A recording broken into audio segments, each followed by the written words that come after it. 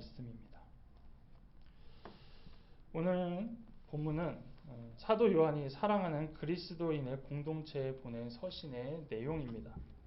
영을 바르게 분별하라는 말씀은 선택의 문제가 아니라 당연히 해야 된다라는 그 명령입니다. 초대교회뿐만 아니라 현재를 살아가는 이 교회도 양의 옷을 입은 이리를 분별할 수 있을 때 건강한 그리스도인이 되고 또 건강한 교회, 또 문제가 세워지지 않는 교회로 세워질 수 있다라는 것이죠. 특히 대한예수교 장로회 총회는 건강한 교회와 또한 건전한 신앙을 위하여서 매년 8월 첫째 주일을 이단 경계 주일로 지키고 있습니다. 물론 이것은 성경에 기록된 절기는 아닙니다. 그렇지만 그동안 이런 이단에 대한 큰 피해가 있기 때문에 이 주일만큼은 이단에 대하여서 조금 경계를 하고 한 번 더 짚고 넘어가도록 하기 위하여서 통합총회에서 특별히 지정하였고 또 저희도 이것을 가지고 말씀을 나누려고 합니다. 이단에 대한 예방은 예방접종과 같습니다. 모르면 당하지만 알면 그만큼 피해를 줄일 수 있기 때문입니다. 대부분 사람들은 내가 이단과 관련이 없으면 관심이 없습니다. 그리고 주위에서 이제 알려진 이단에 대해서만 크게 알고 있고 나는 그것에 대하여 크게 상관이 없다라고 생각하고 있기 때문에 우리가 이단에 빠질 확률이 더 높아졌다라는 것입니다. 그런데 이런 상황 가운데 이제 이단에 빠진 사람들은 어떻습니까? 한번 빠지면 그만큼 치명적이고 그만큼 헤어나오기 어려운 게 바로 이 이단이라는 것입니다. 그래서 걸리지 않도록 예방하는 것이 어떤 이단 세미나가 될 수도 있고 지금 이렇게 1년에 한 번 정도 이단에 대하여 말씀을 나누는 것입니다. 또한 이단의 변화는 어떻게 생각하시면 되냐면 코로나 바이러스를 생각하시면 됩니다. 우리가 처음에 코로나 바이러스가 발견되었을 때 백신이 없어서 이제 그거에 맞는 백신을 만들었더니 또 이 코로나 바이러스가 진화하고 또 변화해서 그 백신들을 비껴나가고 지금 다시 이렇게 유행하듯이 이단도 마찬가지입니다. 그동안 이단에 대한 연구가 없었던 게 아닙니다. 이단에 대해서 연구하고 또 많이 대비를 했지만 이단들도 그거에 따라서 또 진화하고 변화하기 때문에 여전히 우리가 그 경계를 늦추지 않으면 코로나에 노출되어 있듯이 이 이단에도 우리가 노출되어 있기 때문에 끝까지 이 이단에 대해서는 경계를 풀어야 된다는 것입니다. 아마 이 자리에 계신 분들 가운데 이단에 대해서 한 번이라도 세미나를 들어보셨고 또 이단에 대해서 한 번이라도 이렇게 책을 통하여서 어떤 매체를 통하여서 봤을지도 모르지만 그건 또 결국 과거 이야기일 뿐이라는 겁니다. 또 그들은 지금의 모습, 또 현재의 모습대로 또 변화되어 있고 또 바뀌어 있어서 다양한 모습으로 우리에게 다가오고 있기 때문에 우리는 그에 대해서 항상 계속 대비를 해야 된다는 것이죠. 그것은 어떻게 보여지고 있습니까? 한국 교회 교인들은 줄어들고 있지만 이단의 교인들이 늘어나고 있다는 것으로 증명하고 있다는 것입니다. 올해 총회에서 보내준 자료에는 특히나 성경과 좀 이제 어긋난 동성애, 퀴어 신학에 대하여 언급되어 있고 또 이단에 대해서는 동방번개, 여호와의 증인, 안식교회에 대하여 이렇게 이야기가 되고 있습니다. 이들은 신천지와 하나님의 교회에 많은 교회와 사람들이 관심을 갖는 사이에 어느 순간 보이지 않게 다양한 큰 피해들과 어려움을 주는 이단들입니다. 특히 이 가운데 사회적으로 다양한 피해를 주고 있는 동방번개라는 이단에 대해서 한번 이야기해 보려고 하는데요. 이곳은 중국입니다. 동방번개가 처음 주목을 받았던 것은 2014년 5월 28일 중국 상동성 자오위안시의 맥도날드 매장에서 발생한 살인 사건입니다. 이 사진도 실제로 있었는데 이거는 예배 때 보여드리기가 좀 뭐해서 그 살인 사건 현장의 사진이 아닌 그 사건이 일어난 매장을 그냥 이렇게 보여드리기로 결정했습니다. 왜 거기서 이 살인 사건이 일어났냐? 동방번개 신도들이 포교 활동 중에 그 사람이 연락처를 주지 않는다는 이유로 그냥 죽인 겁니다. 즉 이런 얘기죠. 우리가 전도하러 가서 이게 이름과 연락처 좀 알려주십시오 했는데 나는 그걸 믿지 않을 거예요. 나는 거기에 들어가지 않을 거예요 라고 하죠. 그냥 때려 죽인 것입니다.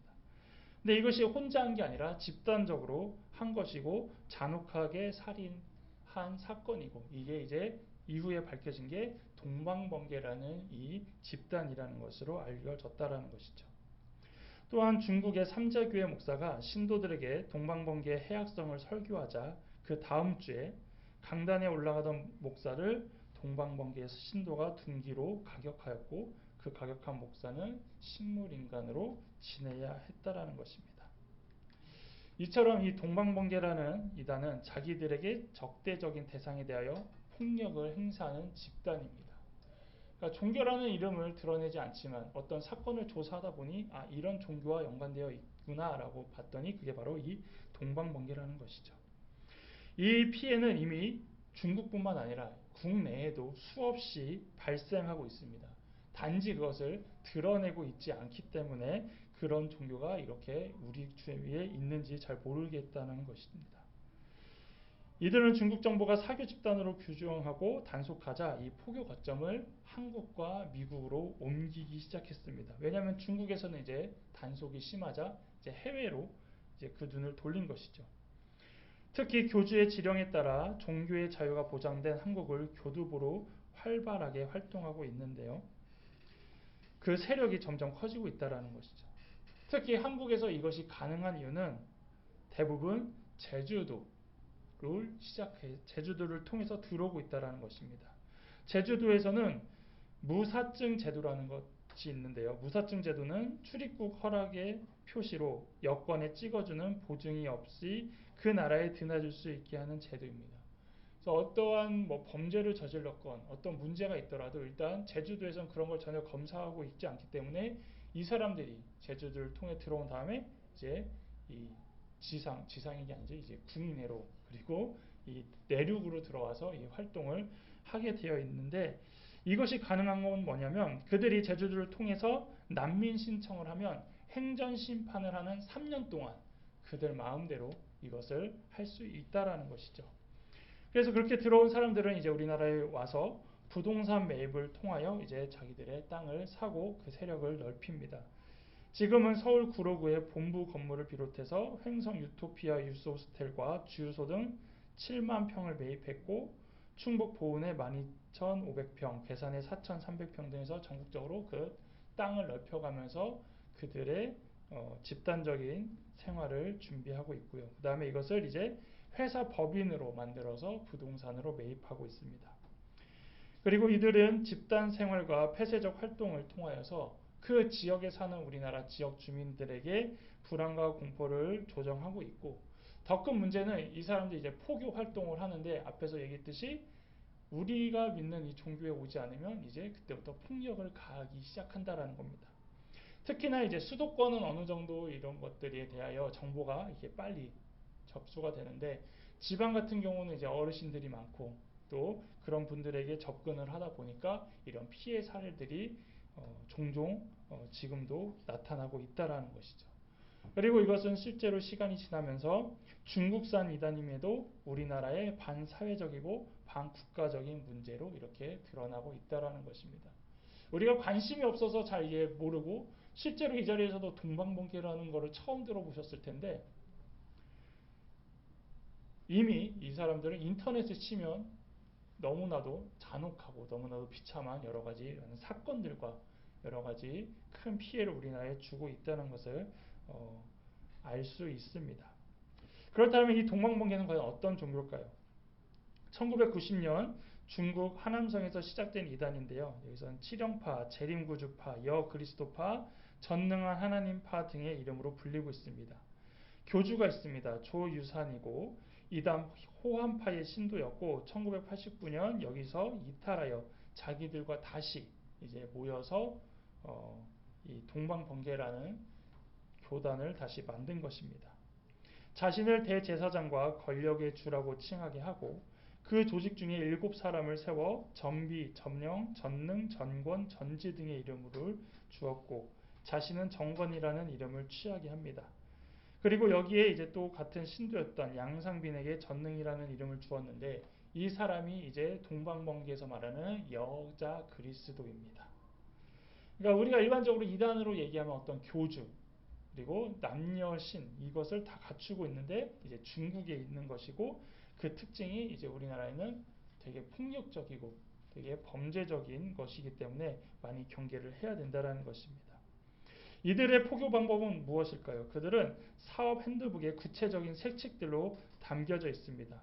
거기에는 크게 내부 정탐과 사전 공작으로 나눠져 있고 어떻게 보면 신천지가 우리나라에 했던 그런 것과 유사합니다. 그래서 이제 중국이니까 그들의 특징은 무엇입니까? 어떤 한의학이라든지 어떤 침 이런 걸 통해서 이렇게 사람을 불러 모으고 그것을 통해 자연스럽게 포교를 하는 것이고요. 이들의 찬양은 어떤 페이스북이나 SNS를 통해서 다양하게 이들의 찬양도 들어볼 수 있다는 것입니다. 지금은 중국에서 들어온 이단이라서 국내산 이단보다는 되게 낯설게 느껴집니다. 하지만 이미 다양한 지역에서 문제들을 일으키고 있고 동방번개라는 이름을 절대 드러내지 않습니다. 그렇기 때문에 우리가 쉽게 이것을 알지 못하고 체감하지 못하는 것입니다. 그렇다면 이제 우리에게 좀 체감이 되는 문제를 하나 또 가지고 왔는데요. 여호와의 증인이 말하고 있는 양심적 병역 거부를 좀 살펴보려고 합니다. 이것을 포면적으로 보면 크게 우리는 문제의식을 느끼지 못합니다. 이 법은 여호와의 증인들이 오랫동안 공들여왔던 것으로 그들의 교리를 법으로 규정하면서 반성경적인 요소를 합리화, 합법화시킨 법입니다. 그래서 이제 믿지 않는 사람들에게는 단지 군대의 문제, 군대 안 가는 문제로만 이제 치부가 되어 와서 뭐 그게 큰 문제가 될까? 그게 뭐 또 문제가 되겠어라고 이렇게 생각할 수 있겠지만 특히 이제 신앙이 있는 우리에게는 이것이 얼마나 큰 문제가 되는지를 좀 짚어보려고 합니다. 양심적 병역 거부는 2019년에 종교적 신앙 등에 의한 병역격으로 용어가 바뀌었습니다. 이 내용은 개인의 신앙이나 신념을 이유로 병역이나 집총을 거부하는 행위, 종교적이거나 양심적 동기에서 나오는 신념에 따라 군복무나 전쟁, 무력 행위 등에 직감적으로 참여하는 것을 거부하는 행동이라고 정의한다라는 것이죠. 즉 쉽게 말하면 군대 가기 싫은 것을 이제 조금 더 종교적인 이유를 들어서 이것을 피해 간다라는 것입니다. 그래서 이 내용상으로는 양심적 병역 거부가 타당하고 인권적으로 이해해 줄 수 있다라고 우리는 생각할 수 있다는 거죠. 자유인데 정말 못하겠다고 하면은 법적으로 이런 거에 대해 좀 이게 커버해주고 보살펴주고 또 다른 방법을 이렇게 세워가면서 해야 할 수 있지 않겠느냐라고 우리는 이해할 수 있다라는 겁니다. 하지만 여호와의 증인들이 말하는 이 병역 거부는 다르다라는 것이죠. 이분들이 하는 건 이 사람들이 하는 건 무엇입니까? 종교적이거나 양심적 동기에서 나오는 신념에 따라 군 복무나 전쟁, 무력 행위 등에 직감적으로 참여하는 것을 거부하는 행동이라는 것이죠. 그래서 이 사람들이 하는 것은 인권적인 개념에서 들어가는 게 아니라 신앙적인 개념이기 때문에 문제가 되고 있다는 것입니다. 그럼 이렇게 생각합니다. 신앙적인 건데요. 어떤 문제가 일어날 수 있겠느냐? 여호와의 증인이 이 나라를 생각하는 시각 자체가 다르다라는 것이죠. 여호와의 증인들은 자기들끼리 왕국회관이라는 곳에 모여서 공동생활을 합니다. 그 의미는 무엇이냐면 이미 그들은 자기들은 선택받은 사람들 그리고 이 세상은 자기들과 적대하는 세상인데 아직 그들이 준비하고 있는 것은 뭐냐면 요한계시록에 나오는 아마겟돈 전쟁을 준비하고 있다고 얘기를 합니다. 그래서 마지막 때에 주님의 재림의 날 최후의 전쟁이 일어날 터인데 그때 이제 여호와의 증인들과 그리고 이 세계가 싸울 거라는 것이죠. 그렇기 때문에 이들이 우리나라를 바라보는 자신들이 아닌 세상을 바라보는 것은 다 사탄입니다. 다 대적해야 될 사람들이라는 것이죠.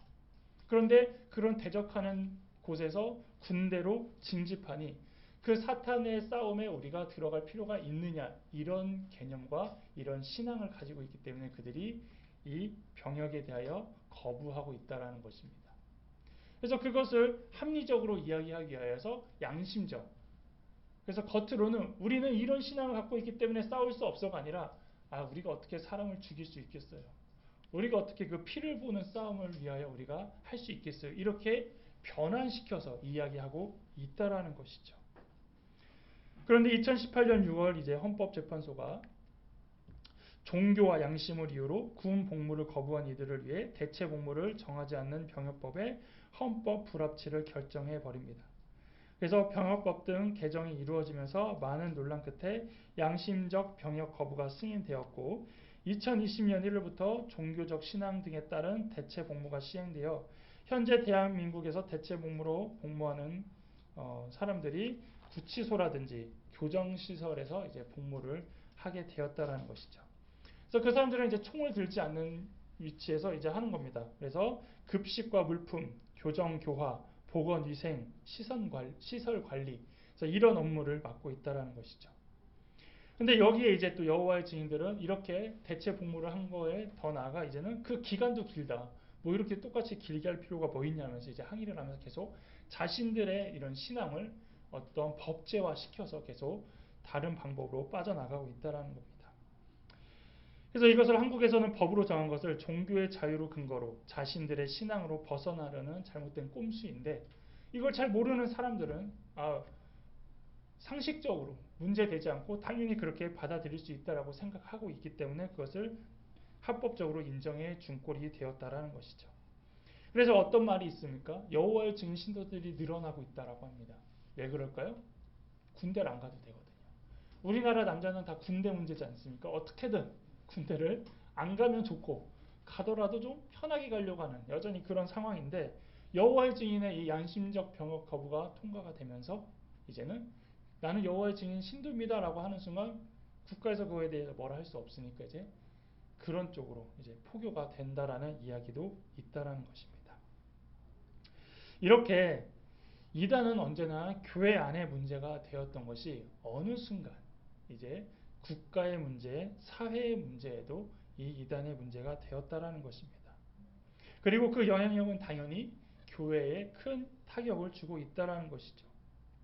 그런데 사회는 이단의 문제를 해결할 수가 없습니다.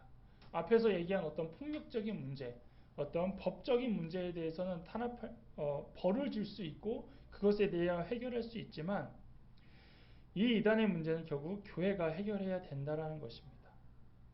그렇다면 우리가 이것을 다 해결하지 못한다고 그냥 놔야 될까요? 어떻게 보면 이단의 문제는 교회의 평생 문제일 수도 있습니다. 왜냐하면 이미 신약 시대에도 이단들이 있었습니다. 예수님 시대에는 이단성을 띤 사람들은 있었죠. 하지만 본격적으로 말씀을 통해 나온 것은 사도행전부터 이단에 대해서는 드러나고 있습니다. 그리고 이단의 문제는 지금도 우리가 여러 가지로 연구하고 해결해 나가려고 하지만 앞에서도 얘기했지만 도리어 이단의 수는 늘어나고 있고 또 여러 가지로 변화하고 있고 앞으로 이단과 교회는 함께 할 거라는 위드 이단이라는 단어까지도 표현할 정도입니다. 또한 과거에는 어떻게 생각했습니까? 누가 이단에 빠질까요? 이런 질문을 던지면 대부분 교회에서 상처를 받은 사람들 아니면 교회에서 이렇게 힘들었던 사람들이 빠졌다라고 생각했습니다. 그리고 이단의 교주가 죽으면 그 이단은 사라질 거라고 생각을 해서 대부분 사람들은 그래 저 이단의 교주는 죽으면 이제 다시 사람들이 돌아올 거야 이런 생각을 했지만 그렇지 않다라는 것이고 또 더 나아가 교회에서 성경 공부나 교리 공부를 하면은 이단에 안 빠질 거다라고 얘기했지만 그럴수록 또 더 이단에 빠지는 상황도 되었다라는 것입니다. 결국 한국교회가 생각했던 이 예상과는 다르게 이단은 계속 진화하고 있고 그 모든 방법과 예상을 다 뛰어넘었다라는 것입니다. 그러면 이제 우리가 어떤 이단과 대적해서 싸워서 이길 것이다. 그들을 넘어설 것이다. 그들을 박멸해야 될 것이다. 이런 것이 아니라 이런 상황에서 그러면 우리는 이단을 바라보는 시각이 어때야 되냐는 것입니다. 단지 우리의 적, 우리의 나쁜 사람들 이렇게 보는 게 아니라 먼저 우리가 어떻게 이단을 대처해야 될지부터 생각해야 된다는 것이죠. 그래서 오늘 본문입니다. 사랑하는 자들아 영을 다 믿지 말고 오직 영들이 하나님께 속하였나 분별하라입니다. 즉 분별력이 있어야 된다는 것입니다. 현재 한국교회뿐만 아니라 우리 개인적으로 가장 갖춰야 될 게 바로 이 분별력인 것 같습니다. 시대가 변하고 발전했을 때 가장 많아진 것은 바로 정보력입니다. 잡다한 지식들, 너무나 많은 정보들, TMI라고 하죠. 너무나 많은 지식들이 우리에게 있다 보니까 그 가운데 이제 우리가 분별력이 없으면 이제 휘청거리고 기울어져 버릴 때가 되었다라는 겁니다. 근데 이것은 세상뿐만 아니라 교회 안에서도 마찬가지입니다. 여러분, 성경 공부 안에서 이단에 빠질까요? 그렇게 생각하는 분들도 많아요. 그동안 교회가 너무 성경 공부를 안 했다. 그리고 너무나 성경에 대해서 잘 안 알려졌기 때문에 이단에 빠진다라고 얘기를 한다라는 것이죠. 그리고 그 사람들이 정말 성경을 몰라서 이단에 빠질까요? 또한 그들이 신앙이 없어서 이단에 빠질까요? 그렇지 않다라는 겁니다. 결국은 분별하지 못해서입니다. 현재를 살아가는 데 있어서 가장 중요시되는 것이 분별력입니다. 무엇이 맞고 무엇이 틀린지, 다양한 정보 가운데 어떤 게 진짜인지. 그래서 요즘에 다양한 정보 가운데 항상 얘기하는 게 뭡니까? 팩트 체크. 팩트, 사실이냐, 진짜냐, 이거에 대하여 분별하는 것을 통하여서 항상 이야기하듯이 이 신앙에 대해서도 팩트 체크를 해야 된다는 것입니다. 그래서 대부분 사람들은 그렇습니다. 성경에 써 있으면 팩트 아니냐? 맞습니다. 성경에 써 있으면 팩트입니다. 근데 성경에 써 있는 대로 말을 하느냐? 예수님이 말씀하신 대로, 하나님이 요구하신 대로 가르치느냐? 이거는 확인해야 된다는 것이죠. 이단들이 하는 거와 정통교회가 하는 게 무엇입니까? 똑같이 성경을 들고 나갑니다. 근데 그것을 전하는 자, 가르치는 자가 어떻게 가르치는지는 팩트 체크를 정확히 해야 된다는 겁니다. 그리고 이것이 이제 분별력이라는 것이죠. 근데 우리는 헷갈립니다. 왜냐하면 성경도 다양한 해석이 있기 때문이죠. 다양한 시각이 있기 때문입니다. 그럼 이것을 어떻게 받아야 됩니까? 이때 우리에게 이제 필요한 것이 바로 성령의 도우심입니다. 저도 이단에 빠질 뻔했습니다. 특히 신천지. 잘 몰랐을 때입니다. 그런데 이상하게 똑같은 말씀을 푸는데 느낌이 이상한 겁니다. 저 말씀을 저렇게 푸는 게 아닌데. 저 말씀은 저렇게 이야기한 것이 아닌데. 저 말씀은 이렇게 예수님이 설명하신 게 아닌데라는 계속 어떤 답답함을 주더라고요. 들었더니. 나중에 확인해 보니까 신천지 풀이식이더라고요. 여러분들도 마찬가지입니다. 어떤 말씀을 들을 때 평안이 있고 기쁨이 있고 시원함이 있고 그럴 수도 있지만 어떨 때는 말씀이 답답하고 힘들 때도 있다는 겁니다. 그때는 우리가 한번 체크해 봐야 됩니다. 그거는 그래서 이제 그걸 통하여 또 너무 어려우면 목회자를 통해서 한 번 더 확인할 수 있다라는 겁니다. 그래서 내가 맞다고 생각해도 주님께서 틀리면 틀린 것이고 내가 틀리다고 생각해도 주님이 맞으면 맞는 것이기 때문입니다. 또한 중요한 것은 이제 이단에 빠졌던 사람들에 대하여 우리는 생각하지 않습니다. 그냥 이단에 빠진 사람은 멀리하라 이 구절만 가지고 우리가 많이 했지만 여러분 그 이단에 빠진 사람이 여러분의 자녀나 부모님, 가족, 친척, 친구라면 과연 그게 멀리할 수 있겠습니까? 아니라는 것이죠. 그리고 실제로 그런 상황들이 너무나 많다 보니까 그게 너무나 힘들다는 겁니다. 이단 얘기를 하면 힘들어하는 경우가 너무 많은데 이제는 이제 한국 교회들과 또 우리가 준비해야 될 건 무엇이냐면 이단에 빠졌다 돌아온 사람들을 품어줄 수 있고 포용할 수 있는 것도 이제 생각해 봐야 된다는 것이죠. 그들이 이단에 갔다는 것은 잘못한 것입니다.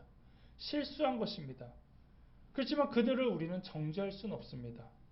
도리어 다시 돌아오고 깨닫는 것이 큰 은혜고 감사한 일이라는 것입니다. 왜요? 그들도 속은 거거든요. 그들도 잘 몰랐던 거거든요. 그래서 다시 깨닫고 돌아왔다는 것은 그것은 하나님이 하신 겁니다. 그것은 성령님이 그들의 마음에 알려주셔서 다시 깨우칠 수 있었다는 것입니다.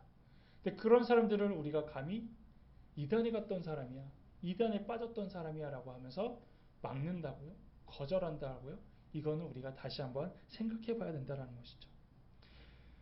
그래서 교회 안에서도 부모나 자녀, 친척과 친구 중 이단에 속해 있거나 또 이단에 빠진 사람이 있다라면 가족이 빠졌다면 이단 상담소와 협력하여 적극 대처하면 되지만 친구와 친척은 법적인 관계가 있기 때문에 쉽지 않습니다. 빼내기가. 그래서 그때는 불편하더라도 가족에게 알려서 그 영혼을 다시 살리도록 우리가 대처할 수 있어야 된다는 겁니다. 한 영혼이 천하보다 귀하다는 것은 비신자뿐만 아니라 이단에 휩쓸려간 영혼들도 해당됩니다. 요한계시록을 보면 주님께서 이단을 분별한 교회에게는 칭찬을, 이단의 미혹에 빠진 교회에게는 책망을 하셨습니다.